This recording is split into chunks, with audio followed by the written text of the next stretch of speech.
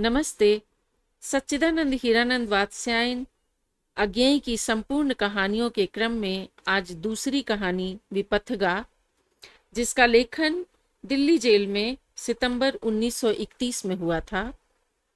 हर दिन है कहानी। आज की कहानी विपथगा का पहला भाग। आवाज प्रज्ञा पांडे की। विपथगा।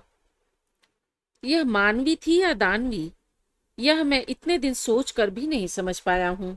कभी कभी तो यह भी विश्वास नहीं होता कि उस दिन की घटना वास्तविक ही थी, स्वप्न नहीं। किंतु फिर जब अपने सामने की दीवार पर टंगी हुई वह टूटी तलवार देखता हूँ तो हठात उसकी सत्यता मान लेनी पड़ती है।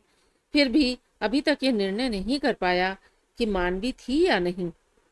उसके शरीर में लावण्य की दमक थी, मुंह पर सौंदर्य की आभा थी, होठों पर एक दबी हुई विचारशील मुस्कान थी।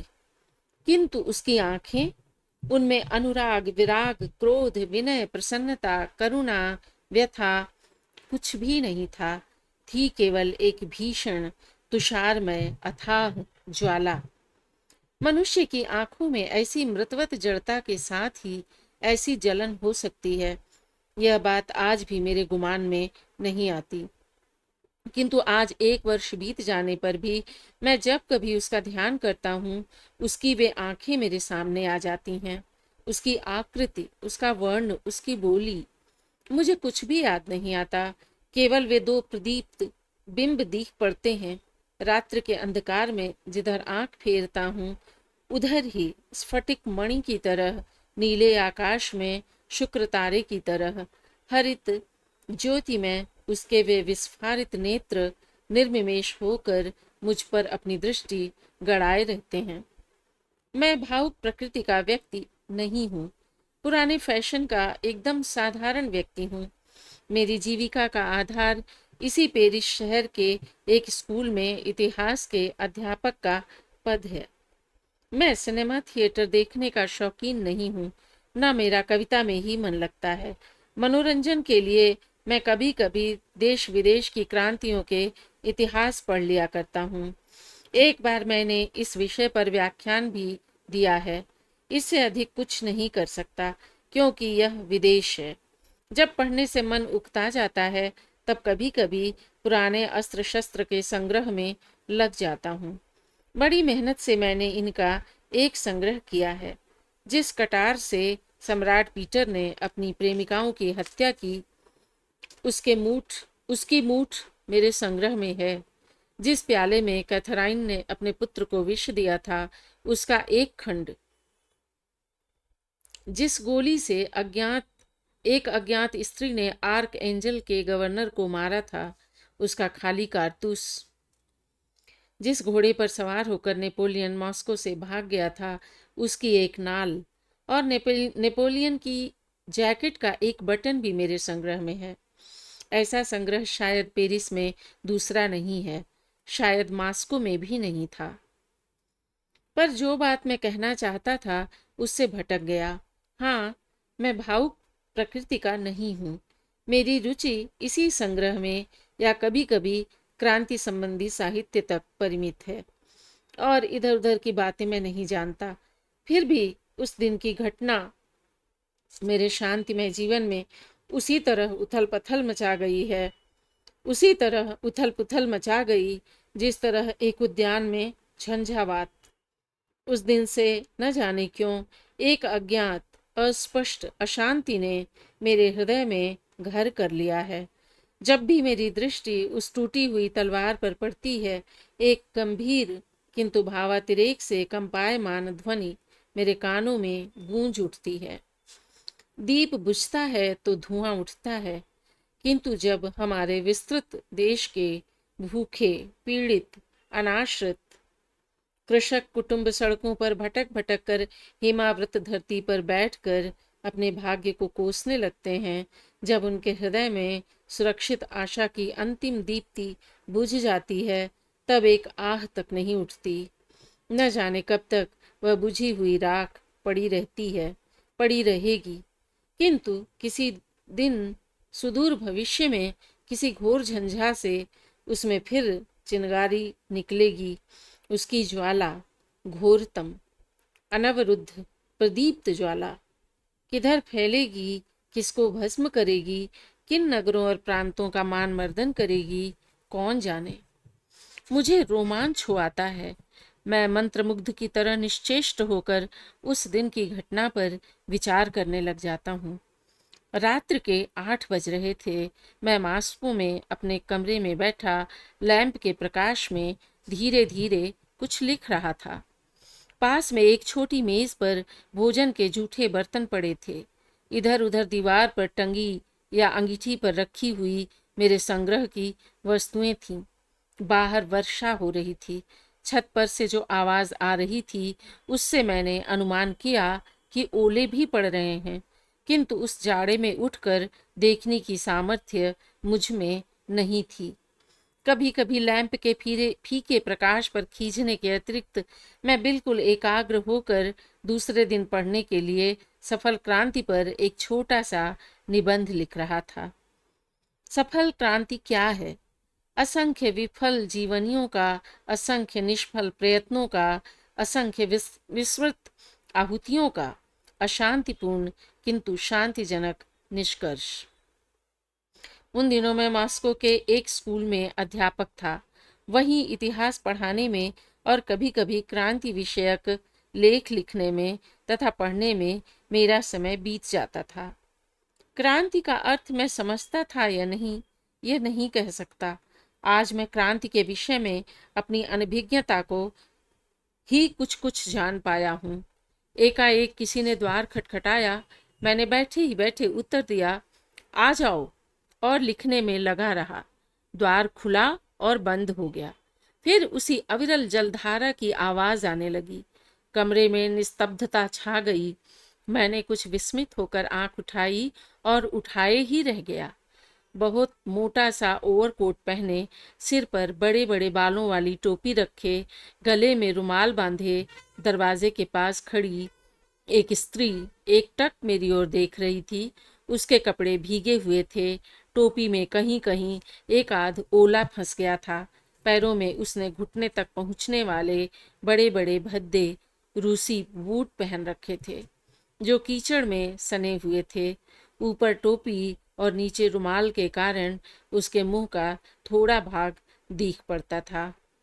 इस प्रकार आवृत होने पर भी उसके शरीर में एक लचक और साथ ही एक खिंचाव का आभास स्पष्ट होता था, मानो कपड़ों से ढककर एक तने हुए धनुष की प्रत्यंचा सामने रख दी गई हो।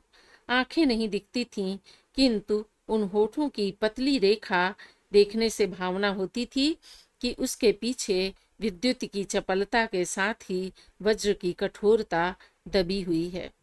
मैं क्षण भर उसी की ओर देखता रहा, किंतु वह कुछ बोली नहीं। मैंने ही मौन भंग किया। कहिए, क्या आज्ञा है? कोई उत्तर नहीं मिला। मैंने फिर पूछा, आपका नाम जान सकता हूँ? उसने धीरे धीरे कहा, मानो प्रत्येक शब्द को तौल तौल कर रखा हो। मैंने सुना था कि क्रांतिकारियों से आपको सहानुभूति है और आपने इस विषय पर व्याख्यान भी दिए हैं।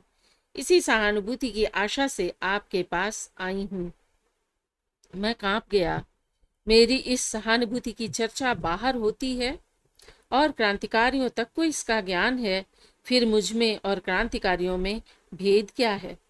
कहीं यह मॉस्को के राजनैतिक विभाग की जासूस तो नहीं है? मेरी नौकरी शायद साइबेरिया के खानों में आयु भर, पर अगर यह जासूस होती तो ऐसी दशा में क्यों आती, ऐसी बात क्यों करती? इससे तो साफ संदेह होने लगता है। जासूस होती तो विश्वास उत्पन्न करने की चेष्टा करती, पर क्या जाने, विश्वास उत्पन्न करने का शायद इसका यही ढंग हो। संभल कर बात करनी होगी। मैंने उपेक्षा से कहा, आप साफ साफ कहिए, बात क्या है? मैं आपका अभिप्राय नहीं समझा। वह बोली, मैं क्रांतिकारिणी हूँ। मुझे अभी कुछ धन की आवश्यकता है। आप दे सकेंगे?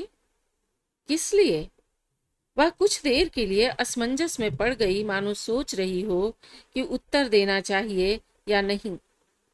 फिर उसने धीरे धीरे ओवरकोट के बटन खोले और भीतर से एक तलवार, रक्त रंजित तलवार निकाली। इतनी देर में उसने आंख पल भर भी मुझ पर से नहीं हटाई। मुझे मालूम हो रहा था मानो वह मेरे अंतरतम विचारों को भांप रही हो। मैं भी मुग्ध होकर देखता रहा। वह बोली, यह देखो, जानते हो यह किसका रक्त है? कर्नल गोरोवस्की का, और उसकी लोथ उसके घर के बाग में पड़ी हुई है। मैं भौंचक रह गया। हाँ, कब? अभी 1 घंटा भी नहीं हुआ। उसी की तलवार इन हाथों ने उसी के हृदय में भोंक दी। तुम पूछोगे क्यों? शायद तुम्हें नहीं मालूम कि स्त्री कितना भीषण प्रतिशोध करती है। तुम यहाँ क्यों आई? मुझे धन की जरूरत है मॉस्को से भागने के लिए। मैं तुम्हारी सहायता नहीं कर सकता, तुम हत्यारिणी हो। वह एकाएक सहम सी गई, मानो उसे इस उत्तर की आशा न हो। फिर धीरे धीरे एक फीकी विषादमय हंसी हंसकर बोली, बस यहीं तक थी तुम्हारी सहानुभूति। इसी क्रांतिवाद के लिए तुम व्याख्यान देते हो। यही तुम्हारे इतिहास का निष्कर्ष है। मैं क्रांतिवादी हूं, पर हत्यारा नहीं हूं। इस प्रकार की हत्याओं से देश को लाभ नहीं, हानि होगी। सरकार ज्यादा दबाव डालेगी, मार्शल लॉ जारी होगा, फांसियां होंगी। हमारा क्या लाभ होगा? तुम क्रांति को क्या समझते हो? गुड़ियों का खेल? यह कहती हुई वह मेरी मेज के पास आकर खड़ी हो गई। मेज पर पड़े हुए कागजों को देखकर बोली, यह क्या? सफल क्रांति? असंख्य विस्फल जीवनियों का, विस्मृत आहुतियों का निष्कर्ष। वह ठठाकर हंसी। सफल क्रांति? जानते हो क्रांति के लिए कैसी आहुतियां देनी पड़ती हैं? मैं कुछ उत्तर न दे सका। मैं उसे वह लेख पढ़ते हुए देखकर झेंप रहा था। वह फिर बोली, तुम भी अपने आप को क्रांतिवादी कहते हो, हम भी, किंतु हमारे आदर्शों में कितना भेद है। तुम चाहते हो स्वातंत्र्य के नाम पर विश्व जीत कर उस पर शासन करना, और हम उसी की चेष्टा में लगे हैं कि अपने हृदय इतने विशाल बना सकें कि विश्व उसमें समा जाए। मैंने किसी षड्यंत्र में भाग नहीं लिया है, क्रांतिवाद पर लेक्चर देने के अतिरिक्त कुछ भी नहीं किया है। फिर भी मैं अपने सिद्धांतों पर आक्षेप नहीं सह सका। मैंने तनकर कहा, तुम झूठ कहती हो। मैं सच्चा साम्यवादी हूँ। मैं चाहता हूँ कि संसार में साम्य हो, शासक और शासित का भेद मिट जाए। लेकिन इस प्रकार हत्या करने से यह कभी सिद्ध नहीं होगा। जिसे तुम क्रांति कहती हो, उसके लिए अगर यह करना पड़ता हो तो मैं उस क्रांति का विरोध करूंगा, उसे रोकने का भरसक प्रयत्न करूंगा। इसके लिए अगर प्राण भी। क्रांति का विरोध करोगे, उसे रोकोगे तुम? सूर्य उदय होता है, उसको रोकने की चेष्टा की है। समुद्र में प्रलय लहरी उठती है, उसे रोका है। ज्वालामुखी में विस्फोट होता है, धरती कांपने लगती है, उसे रोका है। क्रांति सूर्य से भी अधिक दीप्तमान, प्रलय से भी अधिक भयंकर, ज्वाला से भी अधिक उत्तप्त, भूकंप से भी अधिक विदारक है, उसे क्या रोकोगे? शायद न रोक सकूं, लेकिन मेरा जो कर्तव्य है वह तो पूरा करूंगा। क्या कर्तव्य? लेक्चर झाड़ना? देश में अपने विचारों का निदर्शन, अहिंसात्मक क्रांति का प्रचार। अहिंसात्मक क्रांति? जो भूखे नंगे प्रपीड़ित हैं उनको जाकर कहोगे, चुपचाप बिना आह भरे मरते जाओ, रूस की भयंकर सर्दी में बर्फ के नीचे दब जाओ। लेकिन इस बात का ध्यान रखना कि तुम्हारी लोथ किसी भद्र पुरुष के रास्ते में ना आ जाए। रोते हुए बच्चों से कहोगे, माता की छातियों को देख की ओर मत देखो, बाहर जाकर मिट्टी पत्थर खाकर भूख मिटाओ। और अत्याचारी शासक तुम्हारी ओर देखकर मन ही मन हंसेंगे और तुम्हारी अहिंसा की आड़ में निर्धनों का रक्त चूस कर ले जाएंगे। यही है तुम्हारी शांतिमय क्रांति, जिसका तुम्हें इतना अभिमान है। अगर शासक अत्याचार करेंगे तो उनके विरुद्ध आंदोलन करना भी तो हमारा धर्म होगा। धर्म? वही धर्म जिसे तुम एक स्कूल की नौकरी के लिए बेच खाते हो, वही धर्म जिसके नाम पर तुम स्कूल में इतिहास पढ़ाते समय इतने झूठ बकते हो। मैंने क्रुद्ध होकर कहा, व्यक्तिगत आक्षेपों से कोई फायदा नहीं है। ऐसे तो मैं पूछ सकता हूँ, तुम्ही ने कौन सा बड़ा बलिदान किया है? एक आदमी को मार कर भाग आई, यही ना? मुझे उस पर बड़ा क्रोध आ रहा था, किंतु जिस तरह वह छाती के बटन खोले, हाथ में तलवार लिए, दानवी की तरह खड़ी मेरी ओर देख रही थी, उसे देखकर मेरा साहस ही नहीं पड़ा कि उसे निकाल दूं। मैं प्रश्न पूछकर उसकी ओर देखने लगा। मुझे आशा थी कि वह मुझ पर से दृष्टि हटा लेगी, मेरे प्रश्न का उत्तर देते घबराएगी, क्रुद्ध होगी, किंतु यह सब कुछ भी नहीं हुआ। वह धीरे से कागज हटाकर मेरी मेज के एक कोने पर बैठ गई और तलवार की नोक मेरी ओर करती हुई बोली, मैंने क्या किया है सुनोगे तुम? मैंने बलिदान का कोई बड़ा काम नहीं किया, लेकिन देखा बहुत कुछ है। मेरे पास बहुत समय है। अभी गोरोवस्की का किसी को पता नहीं लगा होगा, सुनोगे तुम? पहले मैंने सोचा सुनकर क्या करूंगा, अभी लेख लिखना है, कल स्कूल भी जाना है और फिर पुलिस, इसे कह दूं चली जाए। लेकिन फिर एक अदम्य कौतूहल और अपनी हृदयहीनता पर ग्लानि सी हुई। मैंने उठकर अंगीठी में कोयले हिलाकर आग तेज कर दी, एक और कुर्सी उठाकर आग के पास रख दी और अपनी जगह पर बैठकर बोला, हाँ सुनूंगा।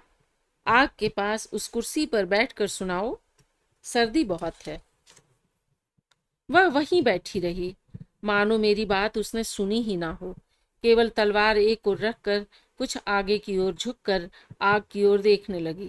थोड़ी देर देखकर चौंक कर बोली, हाँ सुनो, मैंने घर में आराम कुर्सी पर बैठकर यंत्रालयों में पिसते हुए श्रमजीवियों के लिए साम्यवाद पर लेख नहीं लिखे हैं, न मैंने मंच पर खड़े होकर कृषकों को जबानी स्वातंत्र्य युद्ध की मरीचिका दिखलाई है। मैंने घर बार, माता पिता, पति तक को छोड़कर धक्के ही धक्के खाए हैं, सौभाग्य बेचकर अपने विश्वास की रक्षा की है, स्वत्व बचाने के लिए पिता की हत्या की है और अपना स्त्री रूप बेचकर देश के लिए भिक्षा मांगी है। आज फिर मांगने निकली हूँ। मेरे मुंह से अकस्मात निकल गया, किससे? इस प्रश्न से मानो उसकी विचार श्रृंखला टूट गई। तलवार की ओर देखती हुई बोली, या फिर बताऊंगी, वह मेरे एकमात्र बलिदान की कहानी है। विश्वास और स्वत्व की रक्षा, पिता की हत्या, मुझे कुछ भी समझ नहीं आया। मेरे पिता पीटर्सबर्ग में पुलिस विभाग के सदस्य थे, मेरे पति भी वहां राजनैतिक विभाग में काम करते थे। कुटुंब में, वंश में एक मैं ही थी जिसे क्रांति का आह्वान सुना। फिर भी कितने विरोध का सामना करना पड़ा। पहल जब मैं क्रांति दल में आई तो लोग मुझ पर संदेह करने लग गए। न जाने किस अज्ञात शत्रु ने उनसे कह दिया, इसका पिता पुलिस में है, पति राजनैतिक विभाग में है, इससे विनाश के अतिरिक्त और क्या आशा हो सकती है। मैंने देखा, इतनी कामना, इतनी सदिच्छा होते हुए भी मैं अनाद्रता, परित्यक्ता सी हूँ। मेरे पति को मेरी वृत्तियों का पता लगा। फलस्वरूप एक दिन मैं चुपचाप घर से निकल गई। उन्हें भी नौकरी छिन जाने का डर था। उसके बाद मेरी परीक्षा का प्रश्न उठा। पति को छोड़ देने पर भी मुझे सदस्य नहीं बनाया गया, परीक्षा देने को कहा गया। कितनी भयंकर थी वह। क्षण भर आग की ओर देखने के बाद फिर उसने कहना शुरू किया। मैं और 4 और व्यक्ति पिस्तौल लेकर एक दिन सायंकाल को निकोलस पार्क में बैठ गए। उस दिन उधर से पीटर्सबर्ग के पुलिस 2 बंदियों को लेकर जाने वाली थी। इसी पर वार करके बंदियों को छुड़ाने का काम हमारे सुपुर्द हुआ था। यही मेरी परीक्षा थी। हम रात तक वहीं बैठे रहे। 9 बजे के लगभग पुलिस के बूटों की आहट हुई। हम सावधान हो गए। किसी ने पूछा, कौन बैठा है? हमने उत्तर नहीं दिया। गोलियां दागनी शुरू कर दी। 2 मिनट के अंदर निर्णय हो गया। हमारे 3 आदमी खेत रहे, पर हमें सफलता प्राप्त हुई। बंदी मुक्त हो गए। हम चारों शीघ्रता से पार्क से निकलकर अलग हो गए। मैं बहुत ध्यान से सुन रहा था। ऐसी कहानी मैंने कभी नहीं सुनी थी, पढ़ी भी नहीं थी। मैंने व्यग्रता से पूछा, फिर? दूसरे दिन मॉस्को के अखबार में पढ़ा, बंदियों को लेकर जाने वाले अफसर थे मेरे पिता। उस छोटे से कमरे में फिर सन्नाटा छा गया। वर्षा अब भी हो रही थी। मैं विमनस्क सा होकर छत पर पड़ रही बूंदें गिनने की चेष्टा करने लगा। उसने पूछा, और कुछ भी सुनोगे? कल कहानी का दूसरा भाग प्रस्तुत होगा। तब तक के लिए विदा।